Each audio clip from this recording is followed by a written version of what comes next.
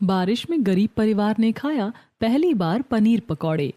बाहर मूसलाधार बारिश हो रही होती है, काले बादल गरज रहे होते हैं। कमला देवी का मिट्टी का घर जगह जगह से टपक रहा होता है। छत से गिरते पानी के नीचे बाल्टियां, भगोने और थालियां रखी होती हैं। पूरे घर में सिर्फ एक कोना सूखा होता है। वहीं पूरा परिवार चटाई पर बैठकर सूखी रोटी और आलू की सब्जी खा रहा होता है। दोनों बच्चों के चेहरे उतरे हुए होते हैं। मम्मी, हमें भी कभी रोटी सब्जी के अलावा कुछ और बना दिया करो ना। हमें तो बारिश में पकौड़े समोसे कुछ भी खाने को नहीं मिलता। हाँ बेटा, बच्चे सही तो कह रहे हैं। बारिश के मौसम में रोटी सब्जी भी अच्छी नहीं लगती। मन तो हमारा भी करता है गर्मा गर्म पकौड़े खाने का। मम्मी, आप टेंशन मत लो, मेरी एक बार नौकरी लग जाए ना, फिर हम सब बारिश में बाहर घूमने जाएंगे और खूब सारी अच्छी अच्छी चीजें खाएंगे। बेटा, थोड़ा हमारे हालात भी समझा करो। अगर अभी से हर बात पर जिद करोगे तो आगे चलकर छोटी छोटी बातों में भी परेशान हो जाओगे। अरे बहू, बच्चों को क्यों समझा रही हो? इसमें इनकी क्या गलती है? बच्चों का मन तो हर चीज खाने का करता है। बस तुम लोग बच्चों की हर जिद पूरी करने की बात करो। गैराज में दिन भर मेहनत मैं करता हूँ। जितनी कमाई होती है उससे बस 2 वक्त की रोटी ही चल पाती है। मोहन जी चारपाई पर बैठे जोर जोर से खांस रहे होते हैं। बीमारी की वजह से कई महीनों से वो कोई काम नहीं कर पाते हैं। अगले दिन दोपहर को तेज बारिश के बीच चिंटू और पिंकी स्कूल से भीगते हुए घर आते हैं। दोनों भागकर नेहा के गले लग जाते हैं। उनके चेहरे पर मासूम खुशी होती है। मम्मी, आज हमें पनीर के पकौड़े खाने हैं। मेरी क्लास में एक लड़की आई थी, उसने मुझे खिलाए थे, बहुत स्वादिष्ट थे। हाँ मम्मी, आप भी अपने हाथों से बना दो ना, हम दोनों खूब खाएंगे। बेटा, ऐसे जिद नहीं करते, कल पापा ने भी समझाया था ना। बेटा, अभी हमारे पास इतने पैसे नहीं है कि पनीर खरीद सके। जिस दिन भगवान ने चाहा सबसे पहले तुम्हें पनीर के पकौड़े ही खिलाऊंगी। दोनों बच्चों के चेहरे एकदम उतर जाते हैं। ठीक है, अगर आप हमें पनीर के पकौड़े नहीं खिला सकती तो हम भी आपसे बात नहीं करेंगे। मैं भी नहीं करूंगी। दोनों बच्चे एक कोने में जाकर चुपचाप बैठ जाते हैं। नेहा उन्हें देखकर अपनी आंखों के आंसू छिपाने लगती है। हे भगवान, किसी माँ को इतना मजबूर मत बनाना कि वो अपने बच्चों की छोटी सी इच्छा भी पूरी ना कर सके। दूसरी तरफ शहर के एक बड़े कॉलेज की कैंटीन में हल्की हल्की बारिश हो रही होती है। कैंटीन के बाहर ठंडी हवा चल रही थी। रिया और आदित्य एक टेबल पर बैठे होते हैं। उनके सामने गर्मा गर्म पनीर के पकौड़ों की प्लेट रखी होती है। रिया, अब हमें अपने घर वालों से बात कर लेनी चाहिए। हमारी रिलेशनशिप को 3 साल हो गए हैं। कॉलेज खत्म होते ही मैं तुमसे शादी करना चाहता हूँ। मुझे पहले जॉब भी करनी है, लेकिन तुम्हारे घर वाले मानेंगे या नहीं, यही डर लगता है। तुम मुझ पर बस भरोसा रखो, बाकी सब मैं संभाल लूंगा। रिया मुस्कुराते हुए एक पनीर का पकौड़ा उठाकर खाती है। उसके चेहरे पर खुशी आ जाती है। वाह, आज तो रामू भैया ने कमाल कर दिया।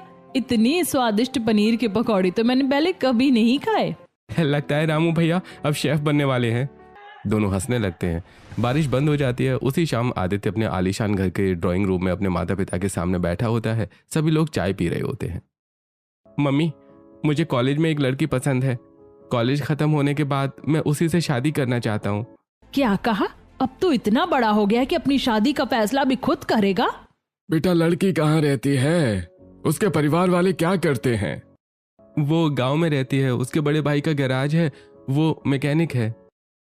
वाह, अब हमारे घर की बहू एक मैकेनिक की बहन बनेगी। हमने तेरे लिए यही सपने देखे थे। मम्मी, मैं शादी तो रिया से ही करूंगा। पहले लड़की और उसके परिवार वालों से मिल लेते हैं, उसके बाद आगे का फैसला करेंगे। दूसरी तरफ रिया भी अपने घर वालों को सारी बात बता देती है। सभी लोग जमीन पर बैठे होते हैं। बारिश बंद हो जाती है। मम्मी, मुझे कॉलेज का एक लड़का पसंद है। हम दोनों शादी करना चाहते हैं। बेटा, हम गरीब लोग हैं, हमें पहले अपनी जिम्मेदारियां निभानी होती हैं। बड़े घरों के रिश्ते हमारे बस की बात नहीं होते। तुझे पढ़ने भेजा था या प्यार करने? हमारी हालत देखी है कभी? भैया, मैंने कोई गलत काम नहीं किया।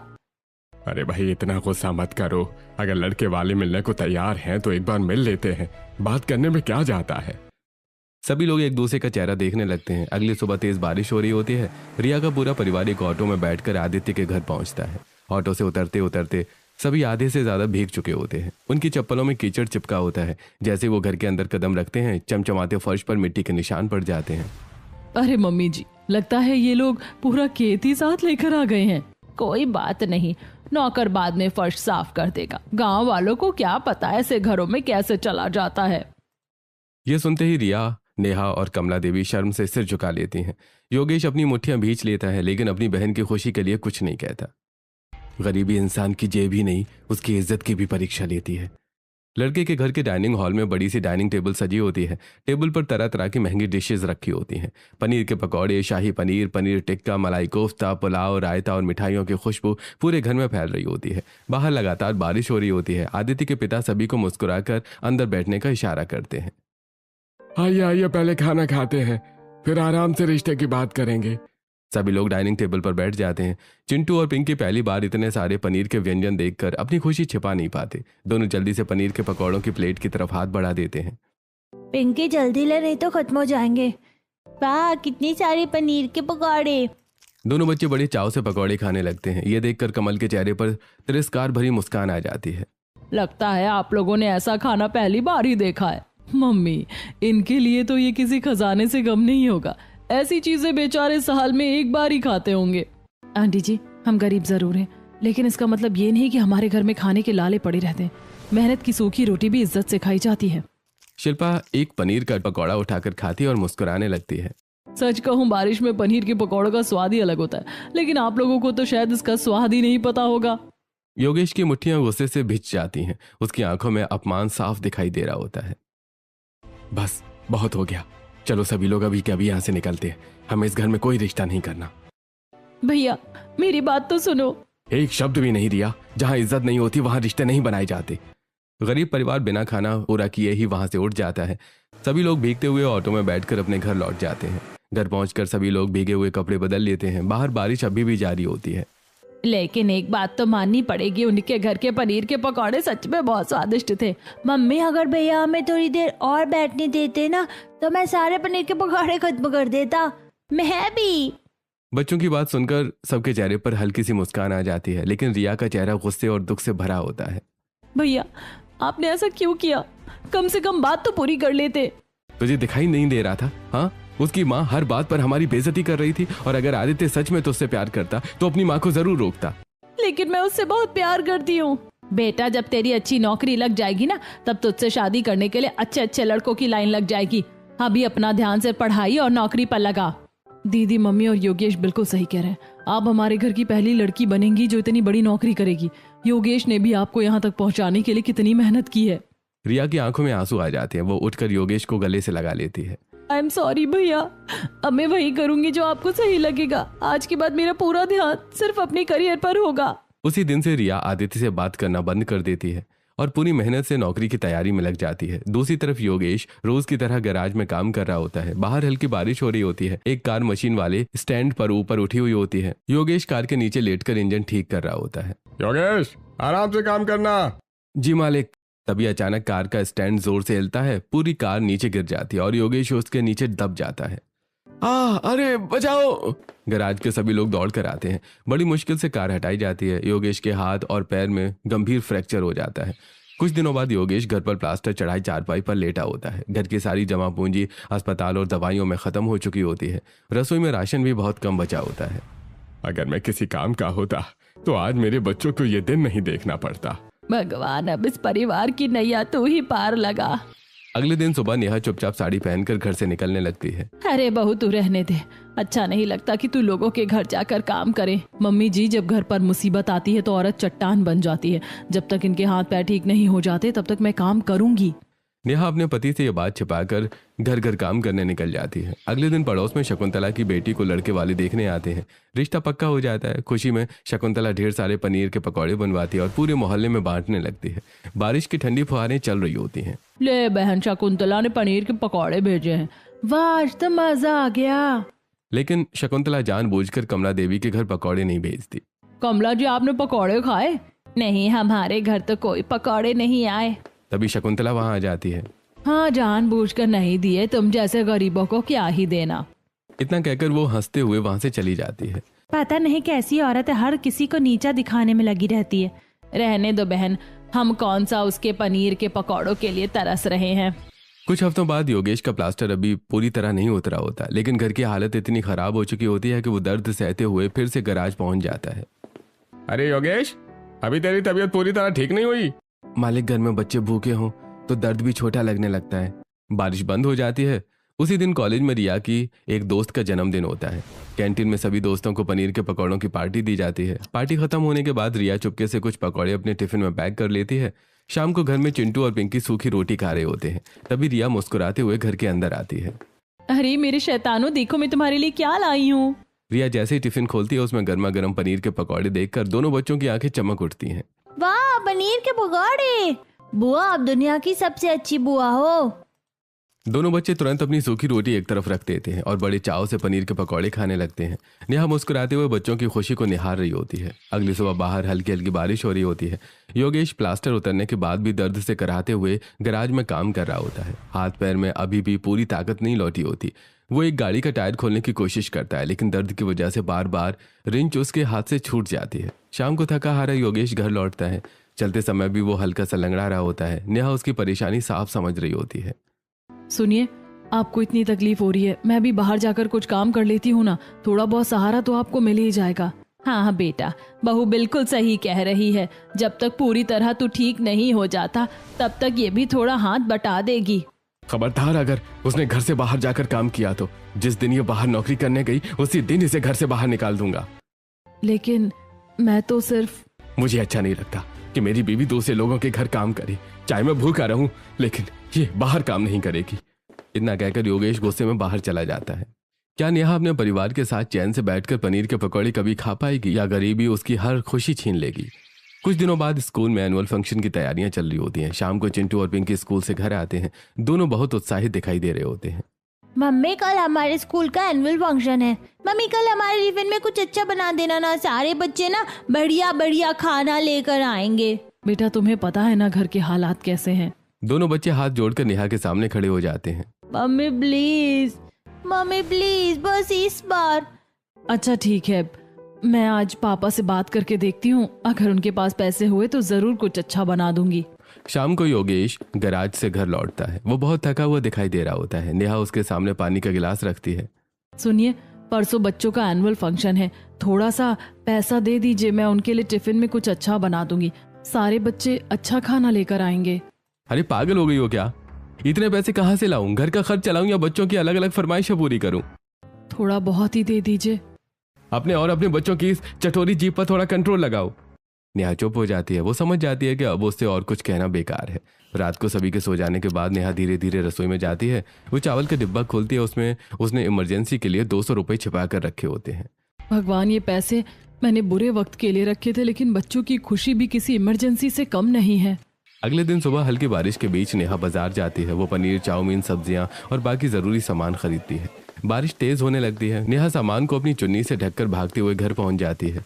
नेहा बहुत प्यार से बच्चों के लिए पनीर के पकौड़े और चाउमीन बनाती है। दोनों का टिफिन बड़े सलीके से पैक करती है। लो, आज मेरे बच्चों का टिफिन सबसे अच्छा होगा। थैंक यू मम्मी, आज तो मजा आ जाएगा। स्कूल के एनुअल फंक्शन में सभी बच्चे मैदान में बैठकर अपना अपना टिफिन खोलते हैं। सभी एक दूसरे के साथ खाना शेयर कर रहे होते हैं। टीचर्स भी बच्चों का खाना चखते हुए उसका उत्साह बढ़ा रहे होते हैं। चिंटू, तुम्हारी मम्मी ने तो बहुत स्वादिष्ट खाना बनाया है। जाकर उन्हें मेरी तरफ से धन्यवाद कहना। यार, तेरी मम्मी के पनीर के पकौड़े तो कमाल के हैं। तभी अचानक तेज बारिश शुरू हो जाती है। सभी बच्चे जल्दी अंदर चलो, बारिश बहुत तेज हो गई है। सभी बच्चे भागते हुए स्कूल की बिल्डिंग के अंदर चले जाते हैं। शाम को चिंटू और पिंकी खुशी से घर लौटते हैं। दोनों दौड़कर नेहा के गले लग जाते हैं। मम्मी, आज तो सभी बच्चे आपके हाथ का खाना खाकर उंगलियां चाटते रह गए और मैडम भी आपकी बहुत तारीफ कर रही थी। बस मेरे बच्चों को मेरा बनाया खाना पसंद आ गया, यही मेरे लिए सबसे बड़ी खुशी है। कुछ महीने बाद आज 10वीं का रिजल्ट आने वाला होता है। चिंटू मोबाइल पर अपना रिजल्ट देखता है। अगली पर उसकी खुशी का ठिकाना नहीं रहता। मम्मी, मैंने पूरे स्कूल में टॉप किया, मैं फर्स्ट आया हूँ। अरे वाह बेटा, तूने तो कमाल कर दिया। बेटा, तू हमारे परिवार का नाम रोशन करेगा। भगवान तुझे हमेशा ऐसे ही आगे बढ़ाए। मम्मी, अब तो मुझे अपने दोस्तों को पार्टी देनी पड़ेगी। अच्छा, क्या बनाऊं? बस आपके हाथ के पनीर के पकौड़े। जब देखो तुझे पनीर के पकौड़े ही खाने होते हैं। शाम को योगेश गैराज से घर लौटता है। नेहा खुशी खुशी उसे चिंटू के रिजल्ट के बारे में बताती है। सुनिए, आज चिंटू ने पूरे स्कूल में टॉप किया है, अपने दोस्तों को पार्टी देना चाहता है, कह रहा था पनीर के पकौड़े बना देना। योगेश पहले गंभीर होकर चिंटू की तरफ देखने लगता है। चिंटू डरकर अपनी नजरें झुका लेता है। अरे वाह मेरे बेटे, मुझे तुझ पर गर्व है। तेरी पसंद के पनीर के पकौड़े के पैसे मैं जरूर दूंगा। पापा आपने तो मेरी जान ही निकाल दी थी, मुझे लगा आज तो डांट पड़ेगी। योगेश मुस्कुराकर तुरंत नेहा के हाथ में पैसे रख देता है। अगले दिन सुबह तेज बारिश हो रही होती है। नेहा मिट्टी के चूल्हे पर गर्मा गर्म पनीर के पकौड़े तल रही होती है। पूरे घर में खुशबू फैल जाती है। बचे हुए पकौड़े वो खुशी खुशी पूरे मोहल्ले में बांटने निकलती है। अरे नेहा, पहले तो चिंटू को बधाई, पूरे स्कूल में टॉप करना कोई छोटी बात नहीं है। सच कहूँ तेरे हाथ के पनीर के पकौड़े तो लाजवाब है।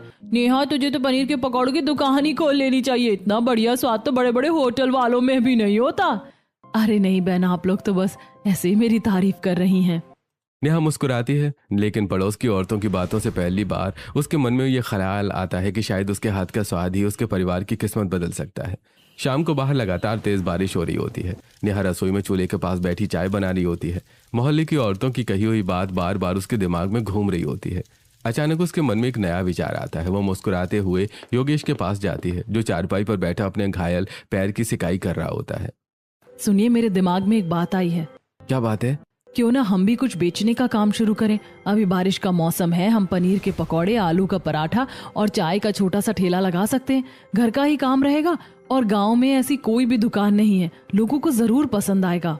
नेहा, अपनी ये ख्याली पुलाव छोड़ो और असल दुनिया देखो। तुम्हें क्या लगता है ये सब बिना पैसे के शुरू हो जाएगा? मैं तो बस ठेला खरीदना पड़ेगा, सामान खरीदना पड़ेगा, बर्तन खरीदने पड़ेंगे। ये सब देखने में आसान लगता है, लेकिन इसमें बहुत पैसा लगता है। हम गरीब लोग हैं, हमें हर कदम सोच समझ कर रखना पड़ता है। ये बात आप प्यार से भी कह सकते थे। आप हर बात पर गुस्सा क्यों हो जाते हैं? मैं गुस्सा नहीं कर रहा हूँ, बस सच बता रहा हूँ। और मैं उन लोगों में से नहीं हूँ जो अपनी बीवी को सड़क किनारे ठेला लगवाकर खुद घर पर बैठ जाएं। ये सब मेरी सोच से बाहर है। ठीक है, जो आपको सही नहीं लगता मैं वो कभी नहीं करूंगी। नेहा मुस्कुराने की कोशिश तो करती है, लेकिन उसके चेहरे पर साफ निराशा दिखाई दे रही होती है। अगले कुछ दिनों तक घर के हालात और भी मुश्किल हो जाते हैं। सुबह शाम बच्चों के सामने वो सूखी रोटी और साधारण सब्जी रखी जाती है। कई बार नेहा बेसन और मसालों से पकौड़े जैसा कुछ बनाकर बच्चों को खुश करने की कोशिश करती है, लेकिन बच्चे अब सब समझने लगे होते हैं। मम्मी आप बस रहने दो, हर बार कहती हो पकौड़े बनाओगी लेकिन बनाती कुछ और ही हो। हमें भी असली पकौड़े खानी है। नेहा बच्चों की बात सुनकर चुप हो जाती है। उसकी आंखें भर आती हैं। आखिर मैं करूं तो क्या करूं? एक तरफ घर की गरीबी, दूसरी तरफ बच्चों की मासूम इच्छाएं। मैं सबकी खुशी चाहती हूं, लेकिन हर रास्ते पर मजबूरी खड़ी मिलती है। अगले दिन सुबह से ही मूसलाधार बारिश हो रही होती है। रास्तों में पानी भर चुका होता है। योगेश घर से देर से निकलता है। भीगते भीगते वो किसी तरह गैराज पहुंचता है। योगेश, ये रोज रोज का क्या ड्रामा है? आज फिर लेट हो गया। मालिक, आज बारिश बहुत तेज थी। रास्ते में पानी भर गया था, वरना मैं रोज समय पर ही आता हूँ। मुझे बहाने नहीं चाहिए। अगली बार देर हुई तो आधे दिन की मंजूरी कट जाएगी। योगेश चुपचाप सिर झुका लेता है और बिना कुछ बोले काम पर लग जाता है। दूसरी तरफ लगातार 2-3 दिनों से इतनी तेज बारिश हो रही होती है कि चिंटू और पिंकी स्कूल नहीं जा पाते। चौथे दिन भी बारिश नहीं रुकती। नेहा मजबूरी में बच्चों को स्कूल भेजने का फैसला करती है। बेटा, आज जैसे तैसे स्कूल चले जाओ, नहीं गए तो मैडम फोन कर देंगी। ठीक है मम्मी। दोनों भाई बहन एक पुराना छाता लेकर घर से निकलते हैं, लेकिन बारिश इतनी तेज होती है कि कुछ ही मिनटों में दोनों पूरी तरह से भीग जाते हैं। स्कूल पहुंचते पहुंचते दोनों के कपड़ों से पानी टपक रहा होता है। जूते भी पूरी तरह से भीग चुके होते हैं। जैसे ही दोनों क्लास के बाहर पहुंचते हैं, कुछ बच्चे उन्हें देखकर हंसने लगते हैं। अरे देखो देखो, इनके पापा इन्हें गाड़ी से छोड़ने भी नहीं आते, गरीब कहीं के। अरे लगता है बारिश में तैर कर आए हैं। तभी क्लास टीचर वहां आ जाते हैं। चिंटू, पिंकी, पहले तुम दोनों बाहर खड़े होकर कपड़े थोड़ा सुखा लो। ऐसे भीगे हुए क्लास में मत आओ। दोनों भाई बहन चुपचाप क्लास के बाहर खड़े हो जाते हैं। उनके कपड़ों से लगातार पानी टपक रहा होता है। भैया, एक दिन ऐसा भी आएगा ना जब हम भी गाड़ी में स्कूल आएंगे। हाँ, मैं बड़ा होकर खूब पैसे कमाऊंगा, फिर मम्मी पापा को भी गाड़ी में घुमाऊंगा। और बुआ ने भी तो कहा था जब उनकी नौकरी लग जाएगी तब वो भी हमें घुमाने ले जाएंगी। हाँ, हमारे घर के भी अच्छे दिन जरूर आएंगे। दोनों भाई बहन बारिश की बूंदों को देखते हुए मुस्कुरा देते हैं। अगली सुबह बाहर हल्की हल्की बारिश पड़ रही होती है। गैराज में कई गाड़ियां रिपेयर हो रही होती हैं। योगेश एक बाइक साफ करके उसके मालिक को देता है। तभी एक अड़ियल और गुस्सैल कस्टमर बाइक को चारों तरफ से देखने लगता है। अरे ये तुमने क्या कर दिया? मेरी बाइक पर इतने स्क्रैच कैसे आ गए? अरे मैंने तुम्हें ठीक करने के लिए दी थी या खराब करने के लिए? और ये हेडलाइट भी तोड़ दी। भैया कैसी बात कर रहे हो? बाइक जैसी आपने दी थी मैंने वैसी ही वापस कर दी, और हेडलाइट तो पहले से टूटी हुई थी। मैंने आपसे पूछा भी था कि बदलनी है या नहीं, लेकिन आपने मना कर दिया था। अरे अच्छा, अब तुम दो कौड़ी के मैकेनिक मुझे ही समझाओगे? मैं अपनी बाइक पहचानता हूँ या तुम पहचानते हो? तभी पास में खड़ा एक दूसरा मैकेनिक धीरे से हंसी रोकने लगता है। अरे भैया, कल तो यही साहब अपनी बाइक ढूंढ रहे थे और दूसरी बाइक स्टार्ट करके ले जाने लगे थे। गैराज में खड़े कुछ लोग हंसने लगते हैं। कस्टमर शर्मिंदा होने की बजाय और ज्यादा गुस्सा हो जाता है। अरे हंस क्या रहे हो सब, बहुत मजाक सूझ रहा है। तभी मालिक बाहर आ जाता है। अरे योगेश, तू ढंग से काम करता नहीं और ऊपर से ग्राहकों से बहस करता है। लेकिन मालिक, मेरी कोई गलती नहीं है, मैंने सब कुछ ठीक किया था। अरे मैं इसे एक पैसा भी नहीं दूंगा, इसका व्यवहार बिल्कुल अच्छा नहीं है। सर, हमें माफ कर दीजिए, गलती हमारी ही है। कस्टमर गुस्से में बाइक स्टार्ट करता है। जैसे ही तेज एक्सीलरेटर देता है, सामने पानी से भरे गड्ढे में बाइक का पहिया चला जाता है। पूरा कीचड़ उड़कर उसी कस्टमर के कपड़ों और चेहरे पर पड़ जाता है। अरे भैया, अब तो बाइक ने भी जवाब दे दिया। पूरे गैराज में जोरदार हंसी गूंजने लगती है। कस्टमर शर्म से मुंह बनाकर वहां से चला जाता है। योगेश, इस बार इसके पैसे तेरी सैलरी से कटेंगे, मेरे पास फ्री के पैसे नहीं आते। लेकिन मालिक। बस अब जाकर अपना काम कर। योगेश चुपचाप अपने औजार उठाकर फिर से काम में लग जाता है। दोपहर को हल्की हल्की बारिश हो रही थी। नेहा छाता लेकर चिंटू और पिंकी को स्कूल से घर ला रही होती है। रास्ते में एक ठेले पर गर्मा गर्म पनीर के पकौड़े, आलू के पराठे और अदरक वाली चाय बन रही होती है। खुशबू पूरे रास्ते में फैल रही होती है। ठेले पर लोगों की लंबी लाइन लगी होती है। मम्मी, मुझे भी पनीर के पकौड़े खाने हैं, देखो ना कितनी लंबी लाइन लगी है, जरूर बहुत स्वादिष्ट होंगे। मम्मी, सिर्फ 2 ही ले दो, हम दोनों आधे आधे खा लेंगे। नेहा धीरे से अपना पर्स खोलती है। उसमें सिर्फ 10 रुपए पड़े थे। वो बच्चों की तरफ देखकर मुस्कुराने की कोशिश करती है। बेटा, कभी और खा लेंगे, देखो बारिश भी तेज होने वाली है और तुम्हारी दादी भी घर पर इंतजार कर रही होंगी। नेहा बच्चों का ध्यान दूसरी तरफ करने की कोशिश करती है और उन्हें लेकर आगे बढ़ जाती है। पता नहीं हम सब कभी ऐसे आराम से बैठकर पनीर के पकौड़े खा पाएंगे या नहीं। क्यों नहीं, जिस दिन हमारे अच्छे दिन आएंगे मैं तुम्हारे लिए सिर्फ पनीर के ही नहीं, पालक, प्याज, गोभी, आलू और मिर्च के भी तरह तरह के पकौड़े बनाऊंगी। पक्का? बिल्कुल पक्का। अगली शाम बाहर हल्की बारिश और ठंडी हवा चल रही थी। सब लोग घर के बाहर बैठे बारिश देख रहे होते हैं। तभी सामने रहने वाली शकुंतला एक बड़ी प्लेट में पकौड़े लेकर बाहर आती हैं। मोहल्ले का एक कुत्ता पूंछ हिलाते हुए चल रहा होता है। आजा बिल्लू, आज बारिश के मौसम में गर्मा गर्म पकौड़े खा ले। वो एक एक करके पनीर के पकौड़े कुत्ते के सामने डालने लगती हैं, लेकिन उसकी नजरें बार बार कमला देवी के परिवार पर ही टिकी होती हैं। कुछ लोगों के नसीब में तो ऐसे पकौड़े भी नहीं होते। तू तो बड़ा किस्मत वाला है बिल्लू, जो मैं तुझे इतने महंगे पकौड़े खिला रही हूँ। चिंटू और पिंकी चुपचाप उन पकौड़ों को देखते रह जाते हैं। कमला देवी का चेहरा गुस्से से लाल हो जाता है। इस औरत को जरा भी शर्म नहीं आती। यहाँ मेरे बच्चे खाने के लिए तरस रहे हैं और ये कुत्तों को खिलाकर हमारा मजाक उड़ा रही है। सच कहा है, इंसान की इंसानियत खत्म हो जाए तो दौलत भी किसी काम की नहीं रहती। रहने दीजिए मम्मी जी, हमें लोगों की सोच नहीं बदलनी, हमें बस अपनी किस्मत बदलनी है। नेहा बच्चों को अंदर ले जाती है। नेहा के मन में अपने परिवार के लिए कुछ बड़ा करने का संकल्प और मजबूत हो चुका होता है। कई दिनों से रिया सुबह सुबह अपना बैग लेकर घर से निकल जाती है। कभी बस में, कभी ऑटो में बैठकर अलग अलग कंपनियों के इंटरव्यूज देने जाती है, लेकिन हर शाम थकी हुई और निराश होकर वापस लौटती है। कई जगह उसे एक्सपीरियंस चाहिए कहकर मना कर दिया जाता है। एक दिन वो बहुत उदास होकर घर लौटती है। बाहर हल्की बारिश हो रही होती है। क्या हुआ बेटा, आज तू इतनी उदास क्यों लग रही है? मम्मी, रोज इतनी कंपनियों में ट्राई कर रही हूँ, लेकिन कहीं भी नौकरी नहीं मिल रही। बड़ी कंपनियों में तो इंटरव्यू भी नहीं दे सकती, सब लोग 1 साल का एक्सपीरियंस मांगते हैं। दीदी, आप बिल्कुल परेशान मत होइए, हमें आप पर पूरा भरोसा है, आपकी मेहनत कभी बेकार नहीं जाएगी। हाँ भाभी, हो जाएगा, बस थोड़ा और इंतजार करना पड़ेगा। उस दिन के बाद रिया और भी ज्यादा मेहनत करने लगती है। देर रात तक पढ़ाई करती है। नेहा रोज उसके लिए चाय बनाकर लाती है और उसे हिम्मत देती रहती है। एक दिन रिया अपने फोन पर नौकरी की वेबसाइट देख रही थी। तभी उसकी नजर एक बड़ी कंपनी की वैकेंसी पर पड़ती है। भाभी देखिए, मुझे इस कंपनी में इंटरव्यू देने का मौका मिल गया। कौन सी कंपनी? गूगल। इस बार मैं पूरी जान लगा दूंगी। अगर यहाँ सिलेक्शन हो गया तो हमारी जिंदगी बदल जाएगी। मुझे पूरा यकीन है आप जरूर सफल होंगी। अगली सुबह रिया इंटरव्यू के लिए तैयार होती है। बाहर बारिश की फुहारें पड़ रही हैं। नेहा रसोई से चीनी लेकर आती है।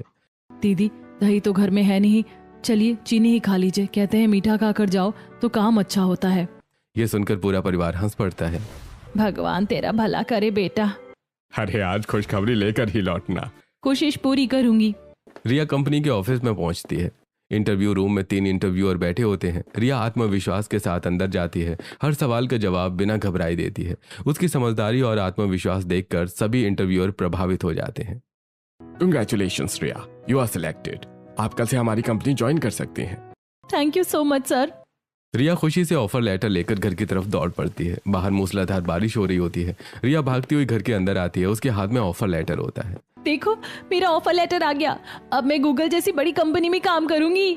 पूरे घर में खुशी की लहर दौड़ जाती है। अरे वाह, भगवान ने हमारी सुन ली। मुझे पता था दीदी आप जरूर कर दिखाओगी।